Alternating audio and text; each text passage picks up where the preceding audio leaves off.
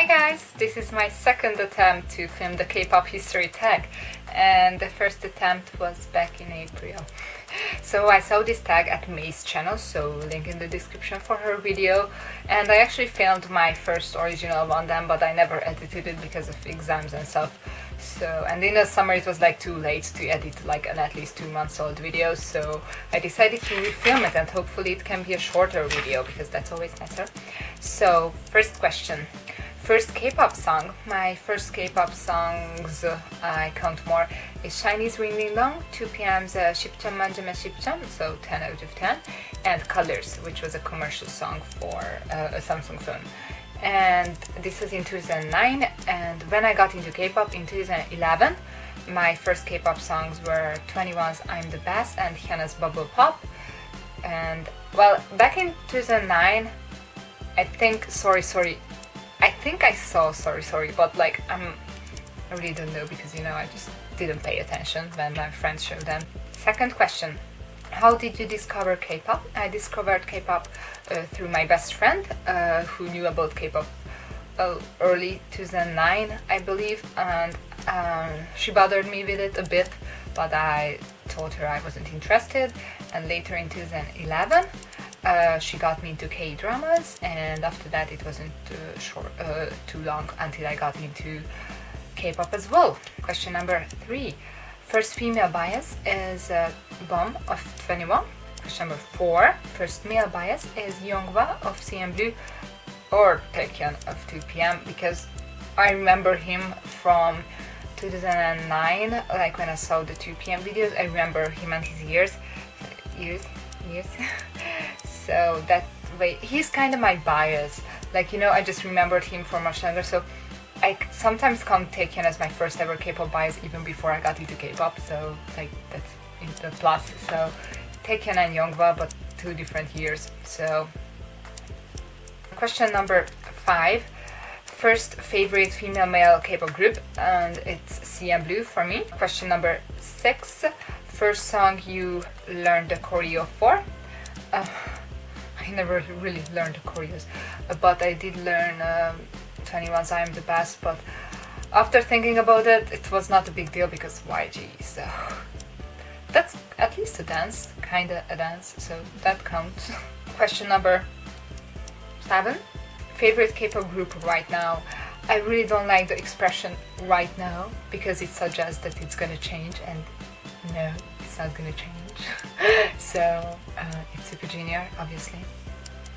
See, those are my favorite posters actually. So yeah, it's not right now. It's since not since I got into K-pop, but since they became my favorite group till forever. So yeah. Question number 8 is first K-pop reality or variety show you watched, and that is Mini Drama by Super Junior. It's a mini drama series they made. Question number 9. Not counting your bias group, which other groups will always have a special place in your heart? Okay, so definitely FX, because I've been following them as long as Super Junior. Then Namuses and Jia, the sister brother groups from Star Empire, which is a horrible place. But I just care a lot about those 2 groups, so I think most of you get it by now, and if you don't, then I don't know how, but if you're a new person, then hello. And then other 2 groups is Madtown and Monsta X, because well, kinda it was Jaya who broke the not really into boy groups all that much, but Madtown was one of the first groups that I really started to like after learning them, and they were one of the first younger group. So that's why, and Monsta X is the first group that I've been following since pre-debut. It's almost a year now, so that's exciting. So Madtown and Monsta X, because they are my babies, so they have a special place in my heart, of course, and forever will have. But every other group before them on my list, so this is not fair. So T-ara, Shinba, and Infinite too. Like, these are my groups, my favorite groups, and in a way, like CNBLUE too, of course. Like, I could just because they were the first thing, kinda. So question number 10. First K-pop thing you ever bought. and I forgot to bring it here, but it's Super Junior's Acha CD. But I said this in many videos because this is a frequently asked question, or I don't know, I just happen to say it a lot, or I just remember like that. But it's Super Junior's 5th album brick package Acha, which was my first K-pop CD, and I'm glad it was my first CD because that's the worst packaging Suju ever got for a Korean album. And starting with that, imagine always getting other albums and they always seemed better than your first. So everything was just better, and that's a good thing. So yeah, and I also really like that because my first time seeing an album which is not a jewel case. So question number 11, but this is too like 11. What was life like before K-pop? I bought more clothes and accessories, but me not wearing earrings, which are my favorite accessories, or necklaces that much anymore, is actually the fault of my university, and that it's almost an all boys university. There's like many boys, and you know, when there's like so many guys, you're just like, they don't care if you wear earrings or not. And I'm like, yeah, I don't know, I just like, when there were girls in my classes, well, we just dressed up for each other, and like now in university it's like, I don't know, who cares, you know. I just never forgot to wear my earrings back in high school, and now I'm just like, yeah, maybe once a week I remember that I need to wear earrings because I have tons, like I have a lot of accessories, at least earrings, and I have a lot of well, older clothes now because yeah, I don't buy that many clothes anymore, so I bought more clothes definitely. I don't know why I talked about this so much. Actually, a couple months before I got into K-pop, I stopped riding horses, which I did for 5 years. So that was quite a long time, and 4 years I enjoying it, and then the last year is when I got a horse. So yeah, it's her fault, it's not mine, it's her fault. Long story short, that horse is a bitch. So yeah, my dad likes it, so we still have her. It's just I don't really like her. She's gorgeous, by the way, just I don't like her personality all that much, so we don't work well together. Let's just say that we don't match. Maybe we are just too similar with a horse, I know. So yeah, I used to ride horses, I guess.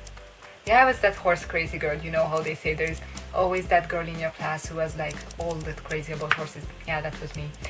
So I don't know, I was just like living a teenager life with listening to typical popular pop music from the US. So and I had crushes on boys, and yeah, I don't know, I was a teenager. What did I do before I was like 17? So yeah. Okay, so I got into K-pop when I was 17. Question number 12, like that. How K-pop has changed your life? I learned to save up money. I spend it on less shit, so like that's good, except that I spent it all still, but on K-pop and Suju, and that's a good thing, right? It's a good thing. So actually I learned how to save up. That I know how to save up, I just don't want to keep that money. Okay, and I fight with my dad a lot more, I guess. Yeah, you know, why I did what he wanted me to do, ride horses. There is no conflict, but now I do something he doesn't want me to do, listen to Korean boy groups and girl groups, like Korean music, and now there's reasons to fight over it, I guess. So yeah, that sounds good. And I was raised religious, so that just say that I was homophobic because religion. And since K-pop, I'm a lot more open-minded, and so I'm definitely not homophobic anymore, and that's thanks to fan fictions actually, which is like related to K-pop, because you know, it's I'm reading, like I like to read those fan fictions when there are like a lot of angst with like, oh, I can't tell my parents, and like this, everyone in school is gonna hate me or whatever, like, you know, just like not just all fluff and like happy life, it's just like the hardships. And when I read about that, like I was like, hey, I'm a horrible person for like caring about two other person's love, like who cares if they have the same gender or anything else, like it's totally not my business. And yeah, in a way K-pop related things taught me that, so that's good. And I think I was racist too before. I'm just, yeah, probably because of my dad. He's racist, so obviously, you know, watching sports with him was like, oh yeah, there's the Chinese and there's like N-word and yeah, you know.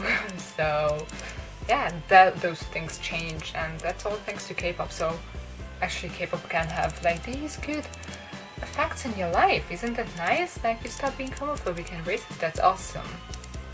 So yeah, just don't get too crazy, okay? Don't own your oppas, so don't do that. Like yeah, but other than that, it can have a nice impacts, so good.